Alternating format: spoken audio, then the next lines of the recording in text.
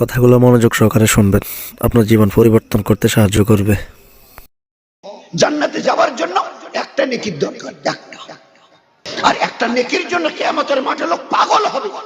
আল্লাহ বলবে যা একটা নেকি নিয়ে আয়, তোকে জান্নাত দেব। আল্লাহ তুমি এত দয়ালু, একটা নেকি নিয়ে এলে জান্নাত। এর ওর কাছে আত্মীয় স্বজনদের দেখা হয়, যাকে যায় ফিরিয়ে দেয়।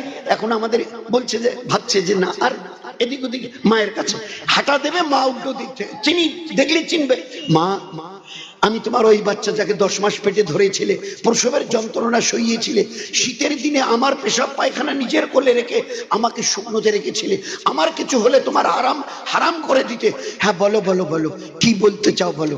মা, আমার আল্লাহ বলেছে একটা যদি নেকি দাও, একটা নেকি যদি নিয়ে আসতে পারি, আমার আল্লাহ আমাকে জান্নাত দেবে। একটা নেকি মা তুমি যদি দাও, আল্লাহ আমাকে বলেছে জান্নাত দেবে।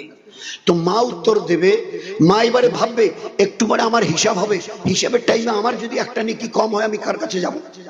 আমি কার কাছে যাব? আমার অবস্থা কি হবে? কারণ চতুর্দিক থেকে জাহান্নামের আযাব কানে পড়ছে হাসরবাসী। ওই অবস্থায় মা উত্তর দেবে, এই বেটি, এই বেটা, বড্ড ভুল করছিস। আসলে আমি তোর মা নই, অন্য কেউ তোর মা হবে, তুমি তাকে খুঁজে নাও। হ্যাঁ আমি দুনিয়ায় ছিলাম, আল্লাহর কসমকে বলতে পারি আমি কোনো বাচ্চার জন্মই দেইনি।